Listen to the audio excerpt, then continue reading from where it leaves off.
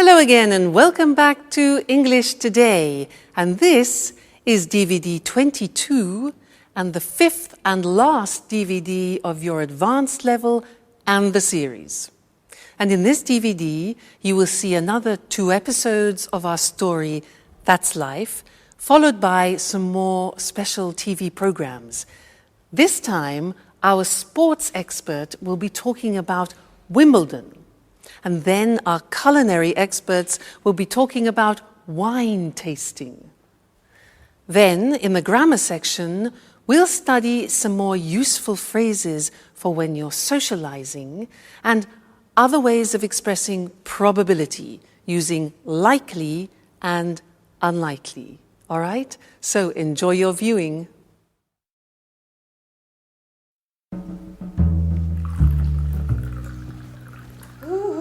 Anne! Hi. I'm so happy you have accepted my invitation. What a strange voice you have.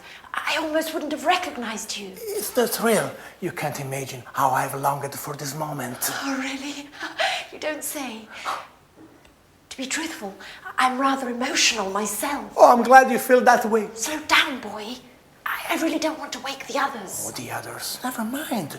Who cares if they find out? Actually, I'd rather they didn't. You know how I am. I'm shy and reserved. Oh, what a pity. I know. And that's why I'm crazy about you.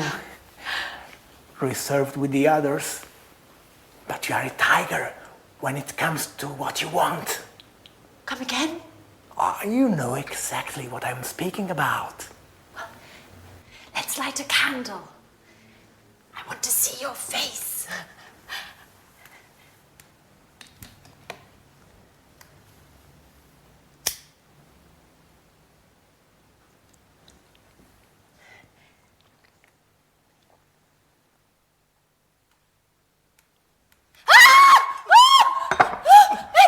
What are you doing here? Anne, it's me. Don't worry. Our date, you don't remember. Oh, you are a little nervous. Come here, baby. Oh, let go of me. Let go. Don't you dare touch me. Oh, you should be ashamed of yourself.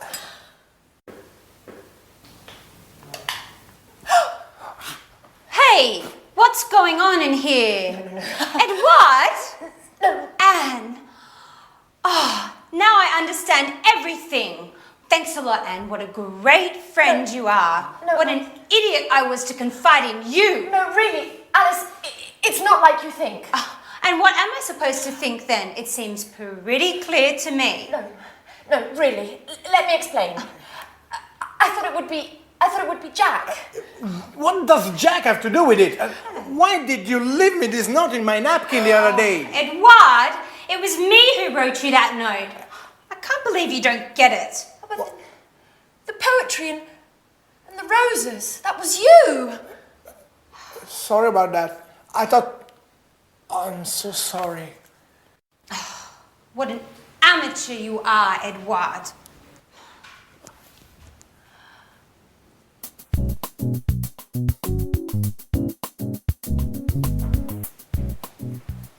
Hey, Anne. Hi. Have you read the paper? There's an article about Peter. Our singer has become famous. No, I haven't read it. To tell you the truth, I'm really not interested. What a pity. It's very interesting. Hey, Alice. Hi, Alice. Take a peek at the paper. There's an article about Peter. Whoopee, glad to hear it. Who cares? Fun you girls are. It's quite the pleasure to hang out with you. Edward, at least you'll be interested. Would you like to read this article about our friend Peter? Actually, I wouldn't, Jack. Would somebody explain what's going on? I have never seen so many long faces. You and your expert advice.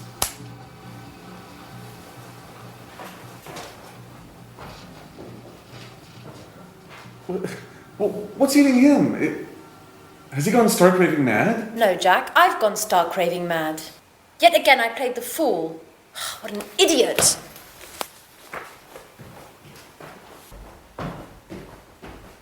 Okay, Alice, at least you'll explain what's going on. I'm in the dark here. It's a long story, Jack. A horrible mess. It all began with a misunderstanding. Well, I'm all ears. Go on, Alice, do tell.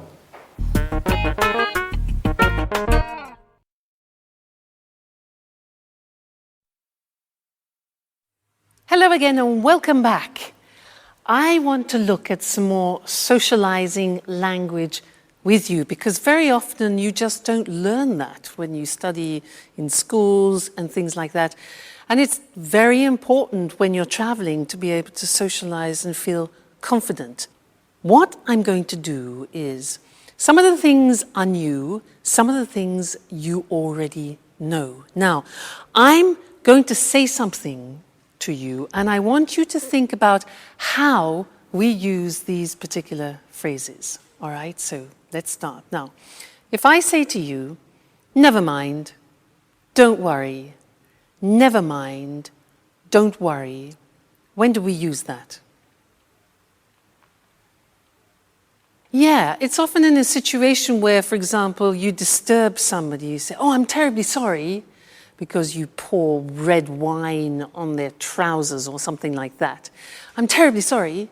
The person apologizes and you say, never mind, don't worry. It means for you it's not important. Okay? So, never mind, don't worry.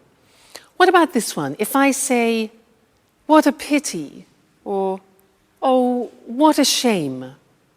When do I use that? What a pity. What a shame.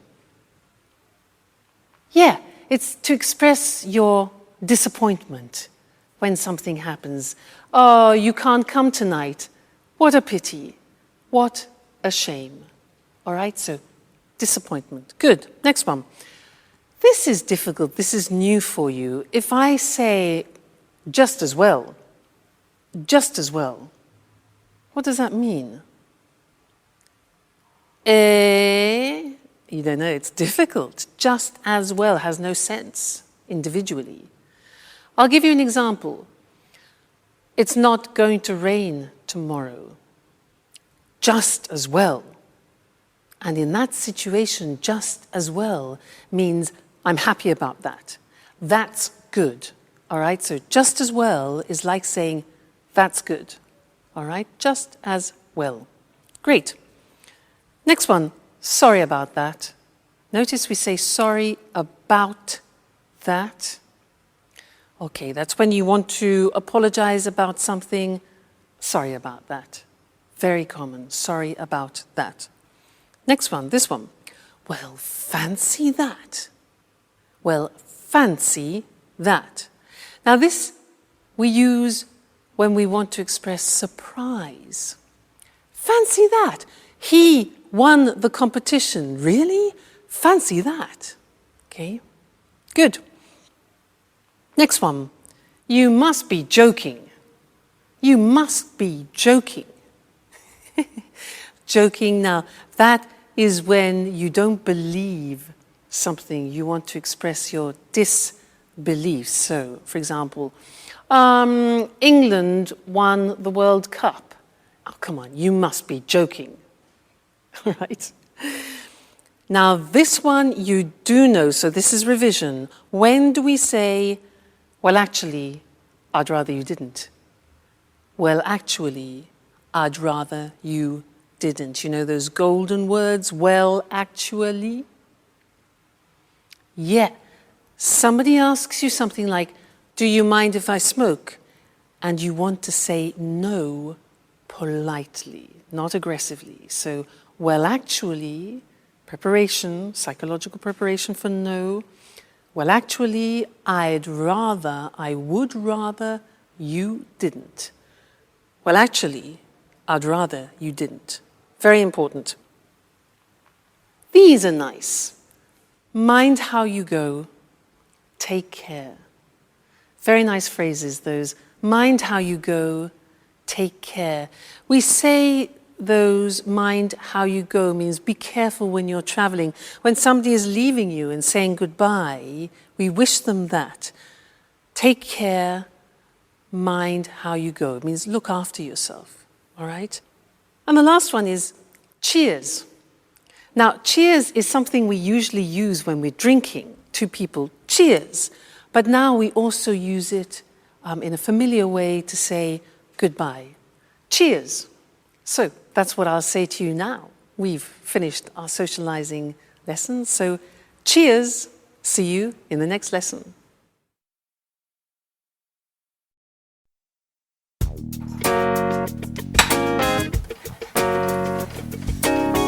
Hi, Anne. Have you got a minute? Hi, Jack. I'd like to have a word. You've probably already heard the sordid story. Yes. Listen, Anne. No, I want you to listen, Jack. You've probably had a good laugh on my behalf. Now, that said, I prefer no further comments on the story. It is not my intention to make fun of you, Anne. Although I must admit that the whole misunderstanding was rather amusing. Great. Now, pretty please, let's not talk about it anymore. Well, I would like to have a word about it. What I'm about to say is sure to surprise you. Nothing's bound to surprise me anymore, Jack. Anyway, listen. Don't worry. You don't have to explain. I know how things are. I know that you like me, but just as a friend. A friend that, Listen, well, Anne. maybe if we'd met at some other time, Anne, excuse me. things would have gone differently. And then, well, perhaps... Oh, blah, blah, blah, blah, blah, blah, blah. Anne, can I speak for 1 minute, please? Yes. Certainly, Jack. Thank you. Go right ahead. Now, you know how I suffered about Sharon. And well, after her, I didn't think I'd ever feel anything about another woman. But then you came back from your holiday and I started to feel better. I didn't think about Sharon so much. What are you getting at, Jack? And it was because of you that I managed to forget about Sharon. Well, that's what friends are for, n'est-ce pas? You really don't get it, do you? Get what, Jack? Anne, I'm trying to tell you that I'm in love with you. I didn't want to believe it at first. I thought I was attracted to you because I felt so alone in the world. But then this feeling grew, and when Alex told me about Edward, I realized it should have been me to bring you those flowers. Jack, if this is some kind of a joke, it's not very amusing. No, it's the truth, I swear. We were made for each other.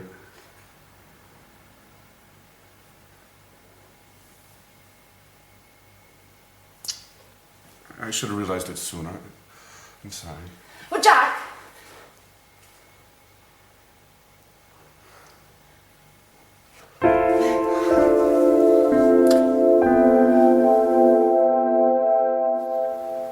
So, Edward, are you going to explain why you called us all here today? What's so urgent? Well, listen. Something marvelous has happened, to say the least. I must say I'm a little unsure about what you term marvelous. Oh, let's put aside our differences, Alice. We should all be happy today. Oh, just a moment. Yep. Oh, great. Great. Don't worry. They are certain to accept. I've already spoken with the group. Yeah. They are bound to be here any moment. Yeah. We'll be sure to get the details later. Bye-bye. Edward, do you plan on telling us what's going on? Well, you all remember that I was in touch with the producer to propose what I've filmed with you in this house. Yes, and? He ate it up. He loved you all. The house, your daily gossip, your relationships. Oh, great. They have already arrived. Excuse me for a moment. I'll get it. Who's arrived? Who? Come in. This way. Edward, what's going on? Who are people. All done now. Mr. Martin, the producer, has accepted my proposal. We are going to make some TV shows here. And you all are going to be the stars. You are bound to become famous. And I've already come up with the title. At Home with Anne. What do you think? Oh my God.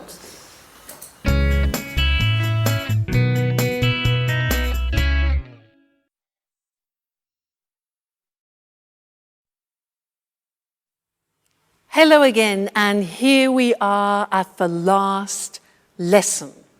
And if you are still with me, you are so dedicated, I would want to give you a medal. Fantastic. So in this last lesson, I want to say a couple more things about probability and improbability, because it's very important to have and to understand a couple of these words which I don't think you've heard before. So we'll go to the screen to look at these words because they're quite complicated. So, probability and improbability. Look at the screen. We can use two words, unlikely and likely. Have you ever heard of those? Unlikely and likely? No, maybe not. Let me show you how they work. I can say to you, if for example, let's take my sister. My sister is a gymnast. She's going in for a competition, but the probability that she will win is low. So to say that in English, I can say she's unlikely to win. Look at that structure. It's the verb to be plus unlikely plus the infinitive. So if I say to you, my sister is unlikely to win the competition, it means the probability is low. All right, so she's unlikely to win. Now, I can increase that negative probability by saying it's highly unlikely. For example, the weather. Let's say the weather. The weather is bad and the chances that it will be improved tomorrow, negative. I say it's highly unlikely to improve. Highly unlikely means it's almost impossible. So we can add highly to unlikely. You see, unusual structure this. Another example, he's unlikely to get it. All right, so I want you to think about that. Unlikely is something we use a lot in the English language. You need to recognize it and to use it yourselves. Now let's move on to real probability, expressing real probability. In English, we can use the word certain, sure. These are words that you already know.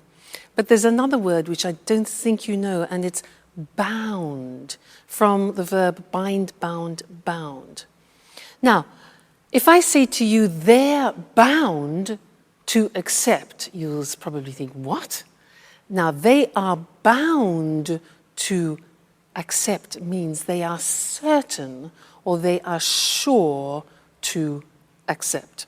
So this is describing real probability, all right? Bound to, sure to, certain to. Look at the examples. They're bound to accept it. We are sure to arrive on time. It's certain to work. Now let's take some examples and put them in sentences. I say to you, China will become a major world power. Now, what do you think about the probability of that? Well, high, yeah? So we could say China is highly likely, this is the positive form, highly likely to become a major world power. Another situation, what about this? In our lifetimes, a woman will become Pope. How about that? Right. We would say it's highly unlikely that a woman will become Pope. All right, highly unlikely. Another example, the world's climate will continue to change. I think that's obvious, yeah? So we could say the world's climate is bound to continue, is sure to continue to change if we keep behaving like this. And one more. You'll learn English if you follow this course. That's for sure. So we would say, you're sure, you're bound to learn English if you follow this course. All right, so different ways for you to express probability, strong probability, less strong probability. Fantastic. Well, what can I say to you? You have been wonderful. You've studied hard, followed all the lessons. All I can say is keep practicing. Go to England, go to America, go to Canada, go on a holiday, speak to tourists, speak to friends, do courses, keep reading. It's important. You know English is an important language. Today, it's not possible to work or live without it. So thank you for being such great students. And who knows, maybe you and I will bump into each other in a street in London. Well, I hope so. So take care. Look after yourselves, and good luck with your English, okay? Bye, and thanks again.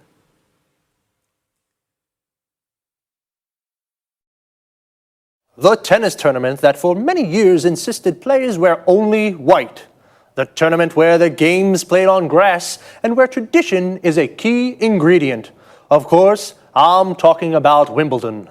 Good evening, I'm Eric Brown, and here in the studio with me to tell us more about this famous championship is John Forbes, our sports expert. Welcome, John. Good evening, Eric, and hello, everyone. So, John, can you tell us just why Wimbledon is by far the world's most prestigious tennis tournament? Well, Eric, the world's first international tournament took place at Wimbledon. Today, of course, there are many international tournaments, but Wimbledon has managed to retain a special place in the hearts of tennis fans and most players around the world. And when did the first championship take place?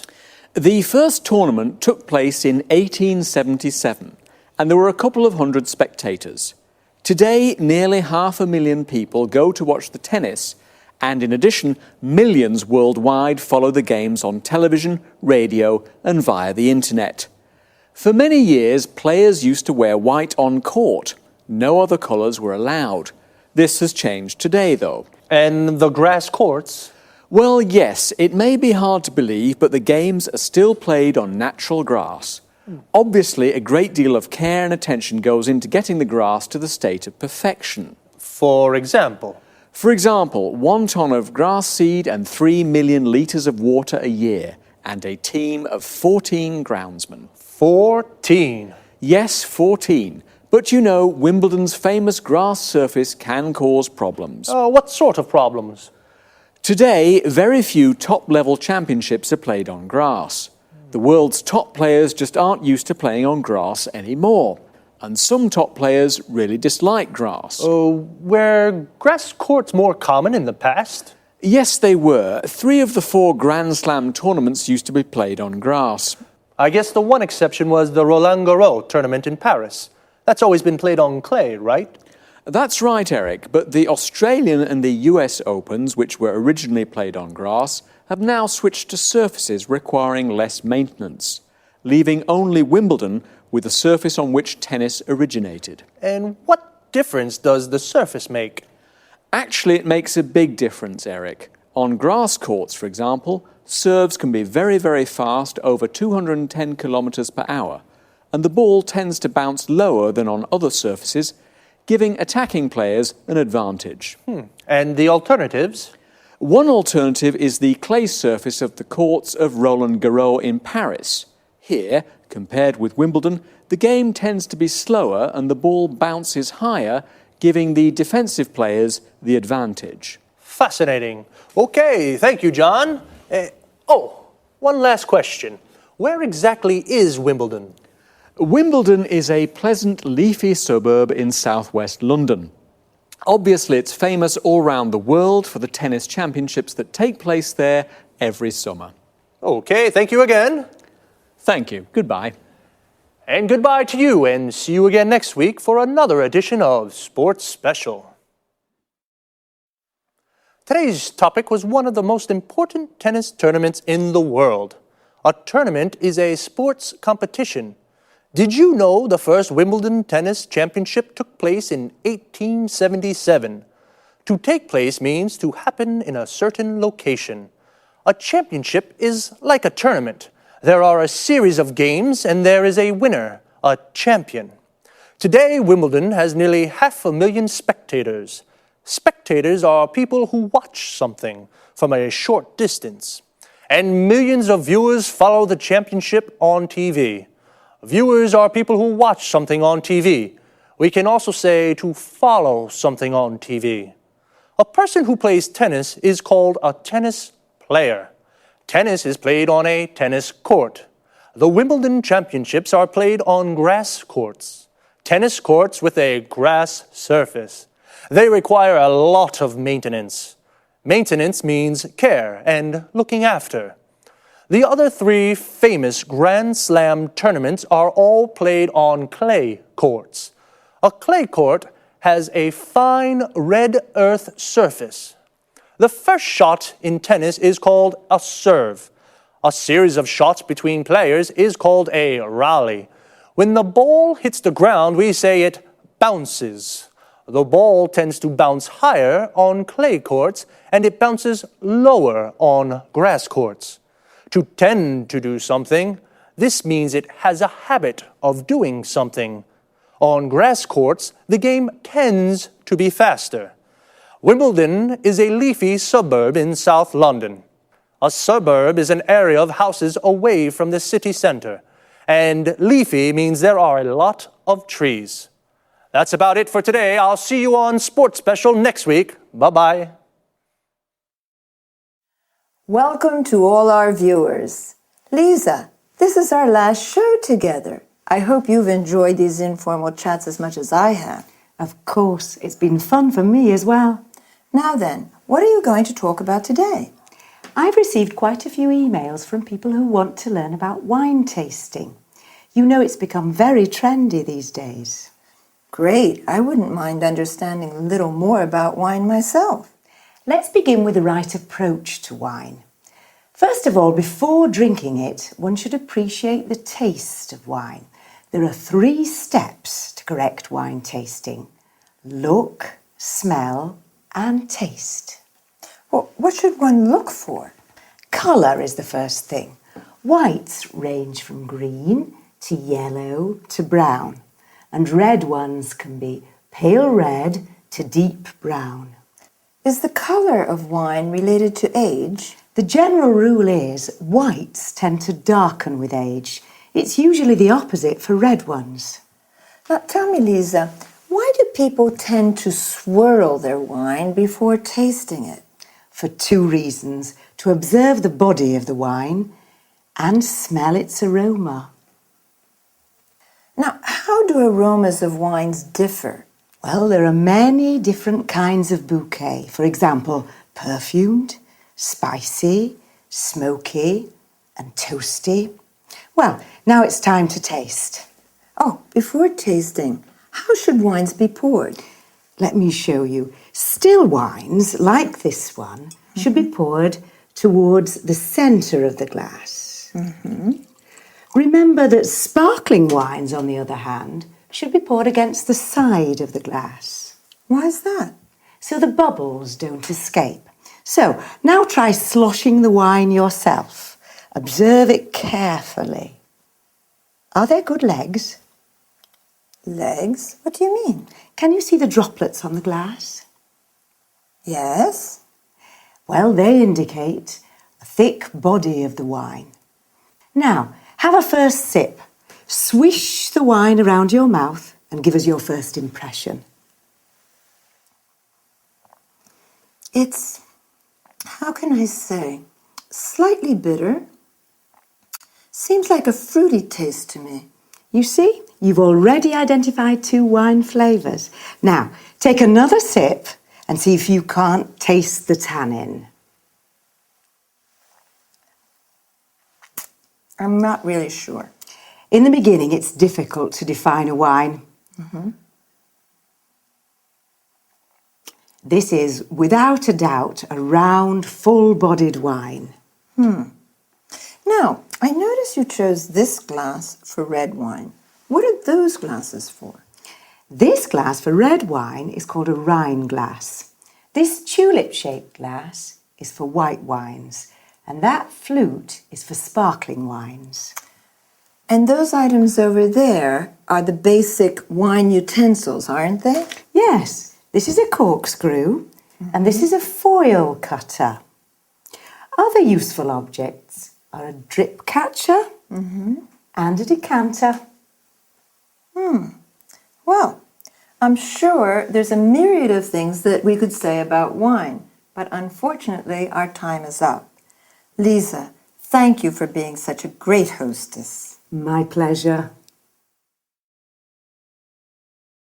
Now, let's have a look at the language we used. Lisa said that wine tasting has 3 steps. When we look at wine, we study its appearance. When we take a whiff of wine, we smell it so as to appreciate the bouquet. This is also called aroma or nose. It can be perfumed, fruity, appley, berry-like for example, bitter, toasty, smoky, spicy, and so on. I asked about swirling. This is moving the glass around quickly to draw in some air. When you slosh wine, the movement is more agitated. Legs are the viscous drops that form and run down the sides of the glass after swirling wine. A body refers to the weight of wine in one's mouth. Wines can be defined round, full-bodied, medium-bodied, or light-bodied. Aftertaste defines the taste that remains in one's mouth, length of time, after swallowing. Tannin is a chemical compound from bark, wood, etc., used in tanning. It mostly refers to red wines. Then Lisa describes a different method in pouring still wines, wines without bubbles, or sparkling wines, wines with bubbles. Now, a quick look at wine utensils. A corkscrew is what we use for pulling corks out of bottles. A drip catcher will avoid drops falling on the tablecloth. To let wines breathe, we use a decanter. Thank you very much for your attention. Goodbye.